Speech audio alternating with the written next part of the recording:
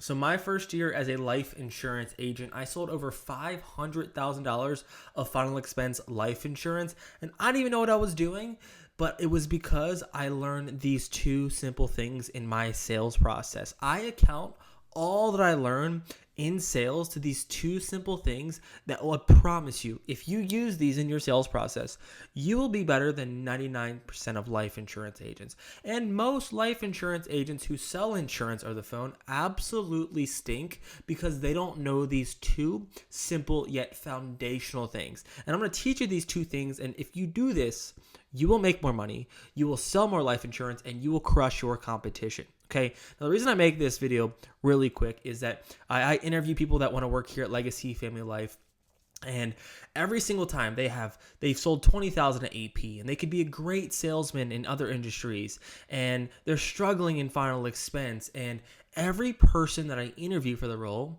I do a role play, and in the role play we go through the script, and they struggle with the script, and they're like, well, I don't know why I'm not making sales. And it's because this two simple things. So I teach them this every single time.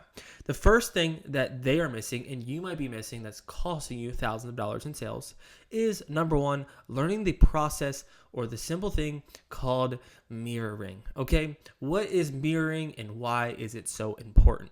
When you are selling life insurance over the phone, mirroring is active listening. And the way that you mirror, I'm going to teach you that in a second, is really important. But most importantly, mirroring is repeating what your client has said to you so that they feel understood. Think of a mirror. You look in the mirror and what you see is what it is, okay? It comes back. So what I want to share with you is that a lot of people go through their scripts, going through a script, and a client will give them an answer, and they'll just move on to the next question, and they'll give them a question, they'll get an answer, and they'll move on. But yet throughout the whole process, the client never felt heard. And the way that you make them feel heard is by mirroring. Now, how do you do it? When you ask questions, you want to repeat back to them what they've told you, okay? So if I tell you, hey, Peter, I'm getting older. I just want to make sure that I get life insurance. My daughter's not stuck with my burial expenses. The wrong way to do this, a lot of people make this mistake, and why they suck at selling life insurance is like, okay, cover your burial expenses. Now, how long have you been looking around for life insurance? Did I feel like I was heard, or did I feel like this person even cared about me? No, this is why you're not making sales.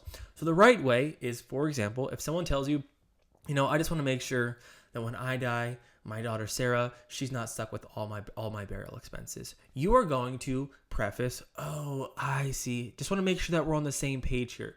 It sounds like that when you pass away, you just want to make sure that your daughter, Sarah, isn't stuck behind with your burial expenses. Is that about right? And what you're going to start finding out is that throughout the process, your clients who you're going to sell because you are listening to them well are like, yeah, that's absolutely right. Or exactly. Or that's right. Or you've hit the nail right on the hammer. And if you can do this mirroring process throughout your full sales process, in the intro, in the medical underwriting, in your discovery, you will get your prospect to feel like you have absolutely understood their situation. You have understood their pain. You have understood exactly what they've gone through and what they're struggling with so that you can present them a solution that's going to solve the problem that you guys both understand together.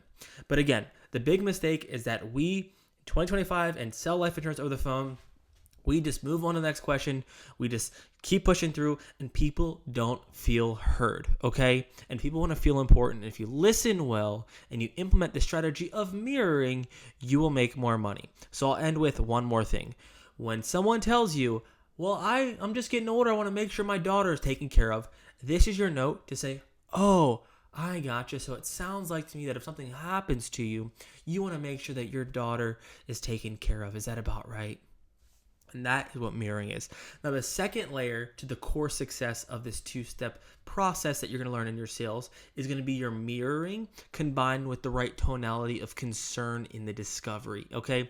This is so important. I train every interview. I'm like, you have to do this again, but you have to fix your tonality, okay? If someone is talking about death, if someone is talking about your family being stuck with your burial expenses, if someone is telling you that when they die, their wife is in a really bad position, you don't sound like this. Oh, okay, gotcha. So she's gonna be stuck. All right, gotcha. And would it be why is it important for you to leave behind something to your wife? well, I don't want her to be past the burn. Oh, okay, gotcha. And it's this positive tonality of like, oh, okay, this friendly bubbliness. That does not work. When you are selling life insurance, people buy life insurance because they are trying to avoid some type of pain. And you can create a higher level of pain. And you can help, illuminate that pain based off of your tonality. Okay? So, for example, when someone tells you, when I pass away, my wife is going to be stuck with my burial expenses. You're going to mirror that and combine that with the concern tonality. Oh, wow. So it sounds like if something happens to your wife would be stuck with your burial expenses. Is that about right? Yeah. Next question. Oh, and if something, happened to you, does your wife have $20,000, $30,000 for your burial expenses? Oh, absolutely not. She's on disability. So then you would follow up with the mirroring and concern. It would sound like this. Oh my gosh, she's on. What would she have to do? Oh, wow. Okay. So it's that concern tonality. When you are trying to understand someone's problem, you need to create more depth through their problem by using that concern tonality. You might ask, Peter, how do I get concerned? How do I become concerned in my tonality? I just don't understand it. Well, let me teach you how to do it in this simple process. Number one is to lower your volume. When things are really important, when your mom used to yell and you said, get over here, she would come down to your level and she says, don't you dare do that again. She would lower the volume, because if she lowered the volume, that was a big deal, right? So when you speak to someone, if it's concern or it's like important, you want to actually lower your tone, lower your volume, okay? You want to have this softness, and then you want to lean into it. And you want to end with, oh my gosh, what would she have to do? You want to start extending some of your syllables when you ask questions. Oh my gosh. Wow. Oh my goodness. So you're stretching out these words rather than saying, oh wow. Oh goodness. Wow. It's, oh wow. Oh my goodness. Is she going to be okay? Not, is she going to be okay? It's, is she going to be okay? And you start expanding those syllables, and it's going to make the words more important. And when you can do that, you can soften your volume, you can lean in, and you can use your hand gestures. Last one is hand gestures around your heart or your face. Oh my gosh, what is she going to have to do? Then you can become a character that can create more pain so the prospect can understand it. And if you combine these two things, guys, I promise you, combine the mirroring and add that touch of concern in your tonality, you will dominate your competition in telesales.